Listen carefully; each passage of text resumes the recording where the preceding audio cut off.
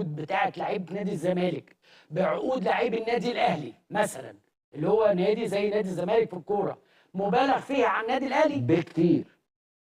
لعيبه الزمالك عقودهم اكتر من عقود لعيبه نادي الاهلي بكتير في جميع اللعبات. وانا يعني واثق، عشان كده ما بدفعش، واثق في كلامي 200% مش 100%. قصه في الصندوق مع عبد الله مهمه. لنا كذا قصه مع عبد الله. عبد الله جميل يعني، بس عبد الله انا اللي خدته من الاسماعيلي للاهلي. كانت صعبه ولا سهله؟ كانت صعبه في 3 اتجاهات. اتجاه ان الاهلي والزمالك كانوا داخلين فيه، والاسماعيلي كان عايز يبيعه للي يدفع اكتر. ودي نقطه بتؤثر في قيمه اللاعب. لو في منافسه بين الناديين قيمه اللاعب بتزيد. لو اللاعب اختار النادي وصمم عليه يعني ما سابش الموضوع مفتوح، بيبقى القيمه بتنزل شويه وتهدى.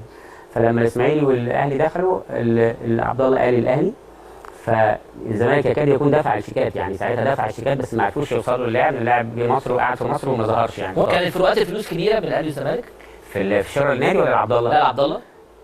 لا الزمالك كان اكتر. الزمالك كان فلوسه اكتر، بس احنا ما دخلناش في تفاوض عشان احنا ما حبيناش نعمل المزاد ده. يعني الزمالك كانت عروضه اكتر، وكان الجنايني كان عايز استاذ عمرو جميل. بس احنا خلاص اخترنا الاهلي والموضوع وقف